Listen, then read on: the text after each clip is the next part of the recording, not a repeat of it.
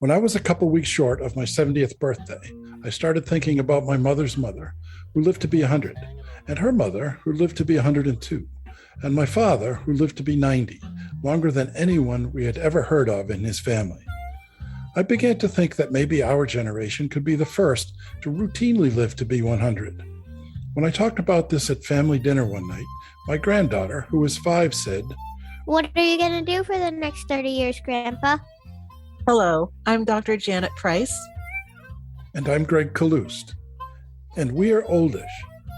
And this is our podcast, Oldish. If you're oldish or know someone who is, please join us every week for conversations amongst ourselves And our special guests about what it means to be oldish in the 21st century. If you ever wonder whether you're getting old, you're oldish. What are you going to do for the next 30 minutes? Hi, I'm Janet, and I'm oldish. Hi, I'm Greg, and I'm Oldish. Welcome to this episode of our podcast, Oldish, Conversations on Aging in the 21st Century.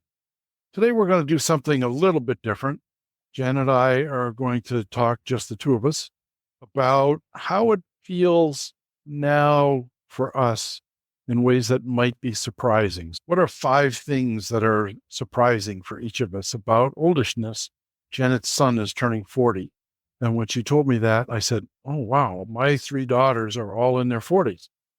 So how does oldishness feel in ways that are surprising compared to how we might have thought about it when we were in our 40s, or last week for that matter, because it's a moving target.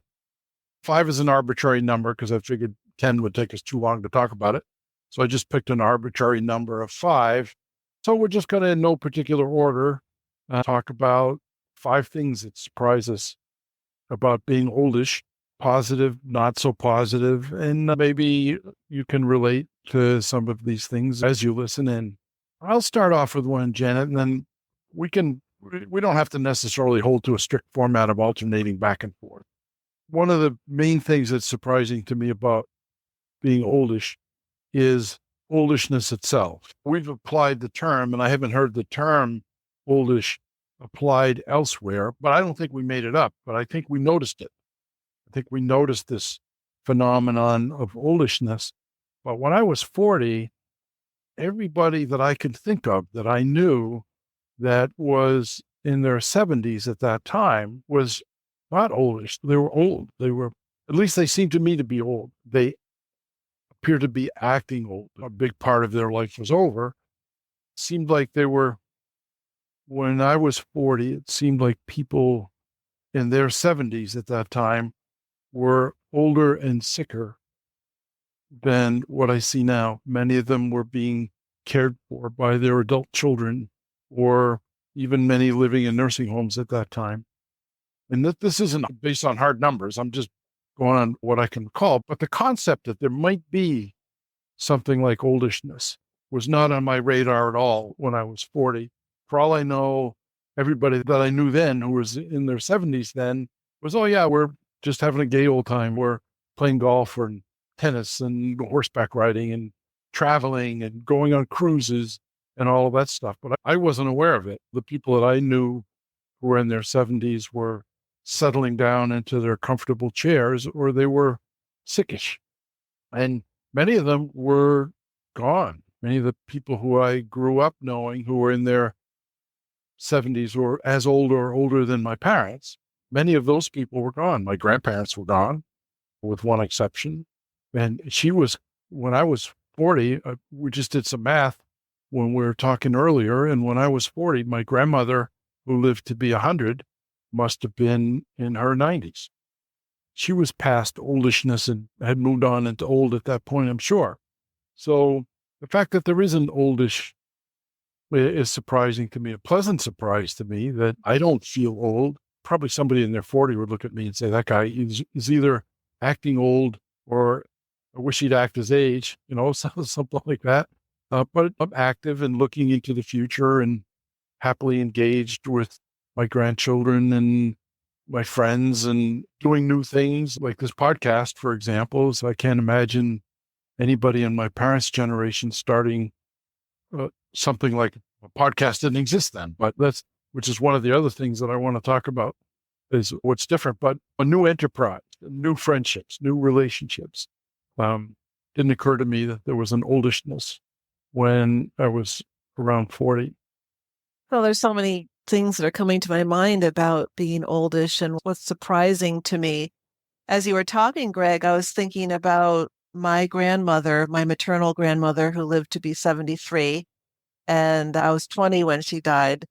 But I hadn't thought about this, that she definitely modeled oldishness, even though that term wasn't around then. When my grandfather died, she decided to learn how to drive. She was from an era where women sometimes didn't learn how to drive. So she was probably in her 60s when she learned how to drive. And then she decided to travel the world. And so she found a group of women and they went all over the world, Hawaii and China and everywhere in between. So that was a great role model for me for being oldish. And I think about my parents who died, my mother in her 50s, my father in his 60s, but I think they were modeling for me, if they'd lived longer, what oldish might have looked like for them. My father was an avid tennis player up until and during while he was sick. And his father had been a tennis player up until his 80s. So I'm imagining that if my father had lived, he would have kept on playing. So that was a wonderful oldishness. So I did have some good role models for oldishness. While you were talking, something else came through my head that wasn't on my list, actually. I don't think when we started talking was when we were in our 40s, what happened to people after the age of 65, for the most part, was they were forced to retire. And many of them, that's what they did. They retired and then they were in retirement. They didn't take on a new activity to speak of. My parents traveled, but they had always wanted to travel and they always meant to travel. And so they did some traveling after they retired. I was thinking about one of my father's brothers that I knew well. And what he was forced to retire from his job when he was 65, and 9 months later, he was dead. So there was no, okay, what's next? Traveling was in the retirement box. Visiting the grandchildren was in the retirement box. Going fishing was in the retirement box.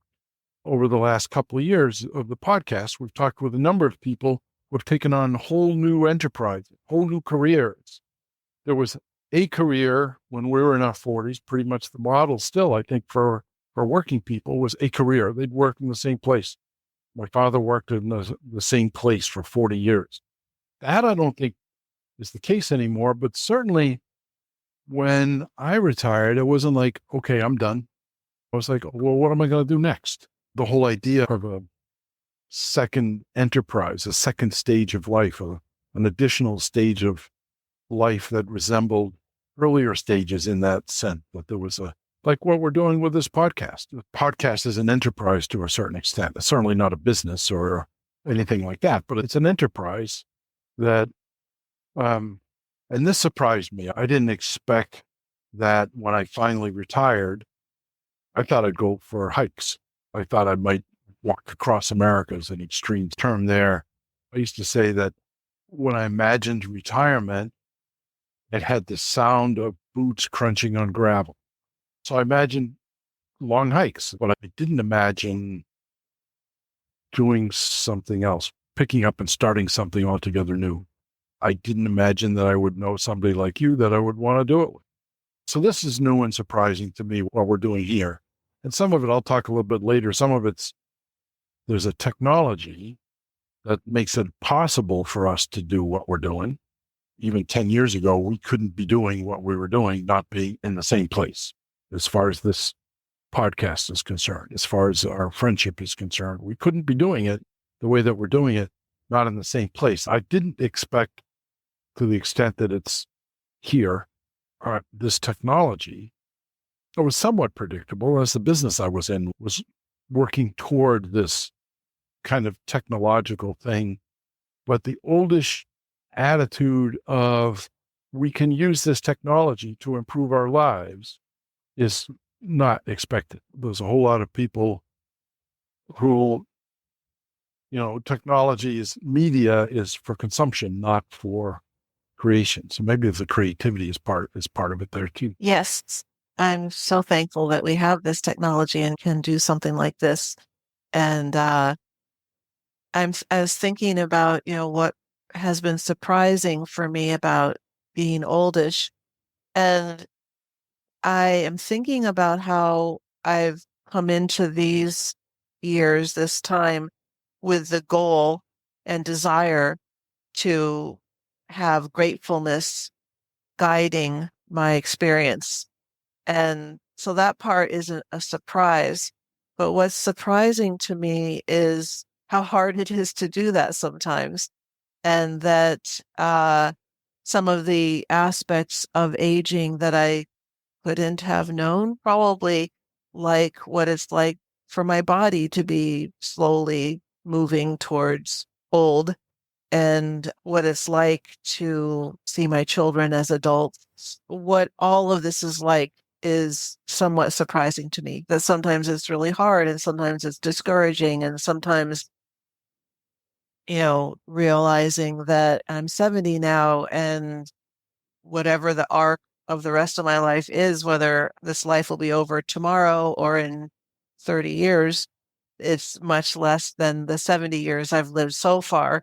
And I wasn't expecting that to, well, I couldn't have known what that might be like. So I'm surprised sometimes when I feel really afraid about what's coming for me. And I wasn't expecting that because I was so focused on, I'm just grateful. I'm going to be grateful. I've had people in my family who didn't get to live to middle age, or let alone old age. I have this gift of experiencing aging, and I want to appreciate it and experience it completely and fully, not just for myself, but for my family members who didn't get to do that. So I have all of that focus, but then I'm surprised by what that includes sometimes. Yeah, I'm definitely surprised by that. One of the things that is creeping onto not creeping onto my list, but one of the things that's on my list is I'm personally, on a personal level, I'm really surprised that till death do us part didn't work out. When I was in my 40s, my parents were getting to the till death do us part stuff. And that was what I expected growing up, was that that's what would happen. You know, you'd meet someone, married, raise children, and you live in the same town, and till death do us part. And I'm surprised fairly regularly. I'm surprised that till death do us part didn't happen. And I'm surprised that in my oldishness, there are fresh relationships and new friendships and possibilities. And because there was a parting doesn't mean that death came next. So I suppose it's a funny way to put it, but that's surprising to me in my oldishness, that I'm not alone, but I'm not in that lifelong relationship that I expected from the way it worked out. My parents and my grandparents. And that's interesting. Yeah, it is. As you're talking, what's coming up for me is kind of the expectations that we had when we were younger, whether it was when we were 40, of what this would look like. We'd still be with our partners, or our children would live close by, and grandchildren. I am also surprised by times of joy for being around other oldish friends and people, and recognizing the community that we have together, that we are oldish together, and it's a unique category, it's a unique time of life. So I'm interested in that. I'm surprised by that in a positive way. things that I knew or believed to be true, how important it is to be in community, how important it is to have a focus, have meaning in our lives, to be able to look back at our lives and make peace with the things that happened or didn't happen, that we wanted or didn't want, that we're going through all that together at the same time. When I was 40, impermanence was a word, and it was a concept that I was aware of, and it was obvious that things change and that everything changes, and that change is the only thing that really is unchanging. But now that I'm oldish, it's like impermanence is clear. There are so many examples of real impermanence. Things like the expression, this too shall pass, is impermanence sometimes feels positive, feels good. I woke up the other day and my knee didn't hurt. Oh, yeah, things like that. Or I played pickleball and my knee didn't hurt. So that impermanence, I was very happy to discover that, at least for the time being, knee pain is not permanent. So there's good benefits of that. And there's also things that are less so. It's like the people that I love are not around. So impermanence is real and undeniable, whereas before it was just a concept. And maybe life was altogether was just a concept back when I was 40 and trying to figure things out and trying to make my way in the world and make the best of things. Something else that I think maybe will be enough for me is I didn't anticipate the joy of new friends. When I was in my 40s, I was actually, to a certain extent, feeling the loss of friends from when I was younger. My high school friends, my elementary school friends even.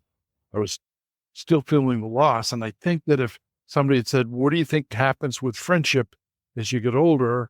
I would say the ones that are still there are deeper. The ones that are gone are gone. And I would not have predicted that in my 70s. I'm continuing to meet new people and develop new, deep, what you might call lifelong friendships. And that's a good thing. There's a real joy in that, to meet new people. Yes. and to feel those friendships and those loving relationships take root and grow. And I didn't expect that. I figured that, I think by the time I was in my mid 70s, and I'll be 74 this summer. So I think that qualifies as mid 70s. I think that I would have looked at mid 70s as a time when friendship means falling away, that there would be loss more than anything else. But I think I actually have more friends now than I did when I was 40. Pretty sure good friends, possibly because most of the people that I know who are oldish have learned to not be so protective of themselves, so that it's easier to get deeper. Well, I do think that there's a sense of community that might be different now that we're oldish, that maybe our communities revolved around work and parenting, and now we share time. If someone is not working full-time anymore, aches and pains, fun things, new interests like pickleball.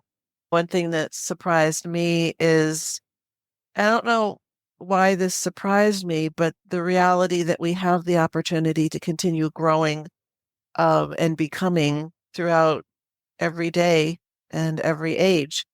And so I've found myself, as I gain a new understanding about something, and when I was in my 60s, sometimes when that happened, I would feel so disappointed in myself. And I'd think, why did it take me this long to figure this out? But then I started to realize what a gift it is that I'm still alive and have a chance to figure this out.